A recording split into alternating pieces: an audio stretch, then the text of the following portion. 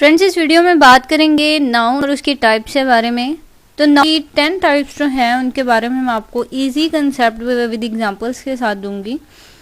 तो स्टार्ट करते हैं। फर्स्ट ऑफ ऑल आपको पता होना चाहिए कि नाउन क्या है। A word that is used as a name of person, place, thing और an idea is known as noun.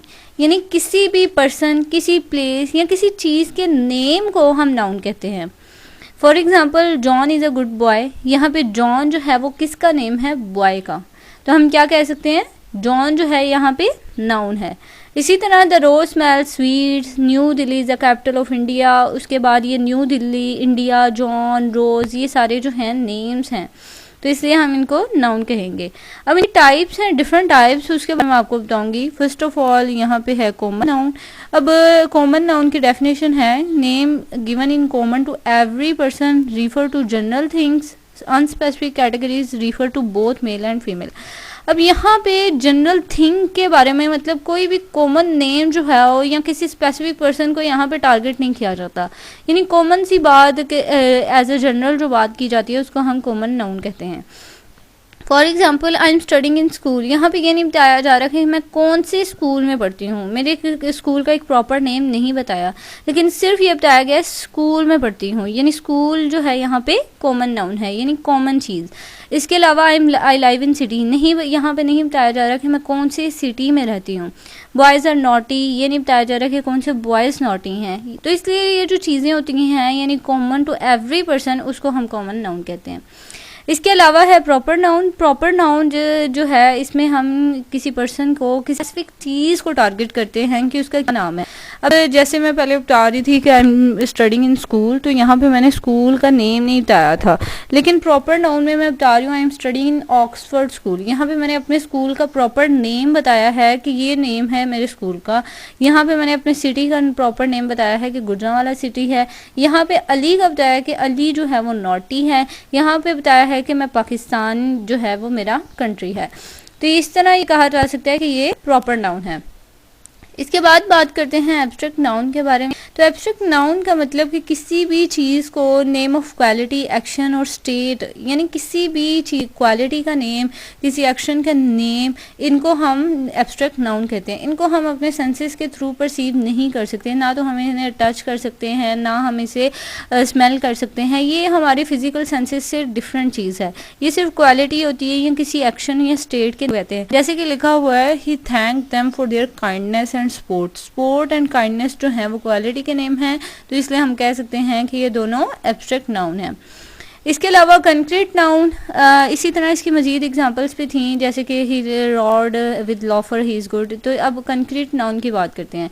तो कंक्रीट नाउन में ये जो चीज़ें हैं इनको हम अपने सेंसेस के थ्रू परसीव करते हैं, यानी हमारी सेंसेस इसमें यूटिलाइज होती हैं। हमारी सेंसेस कौन कौन सी हैं? टेस्ट, स्मेल और सी एटसेट्रा। तो अब इसी सेंसेस के थ्रू हम जब चीज़ों को परसीव करते हैं तो उसको हम कंक्रीट नाउन कहते हैं। जैसे कि लिखा हुआ है, रोज़ इज़ अ ब्यूटीफुल फ्लावर।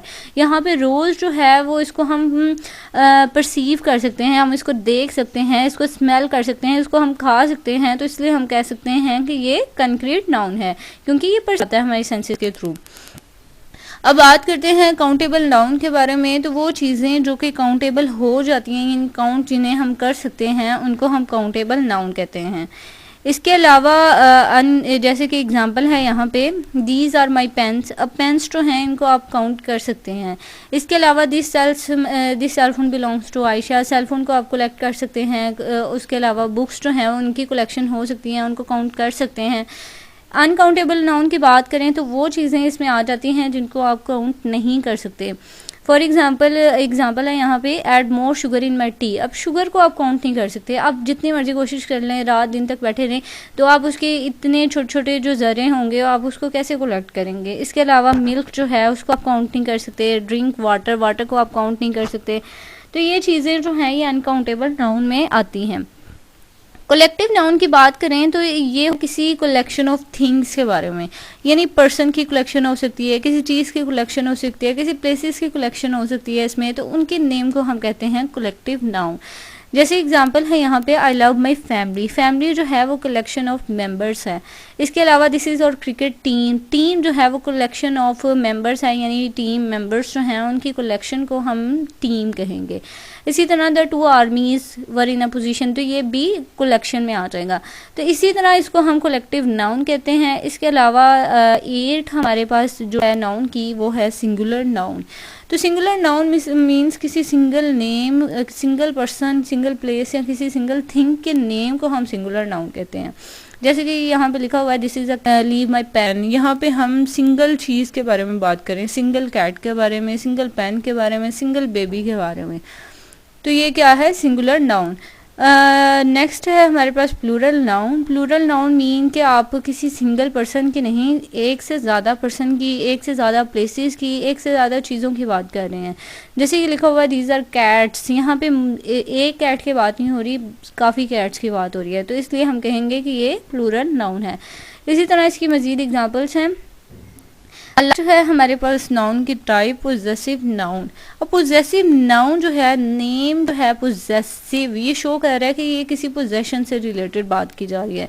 तो पोजेसिव नाउन मीन कि आप किसी चीज़ की ऑनरशिप शो कर रहे हैं कि ये चीज़ किसी की को बिलोंग कर रही है।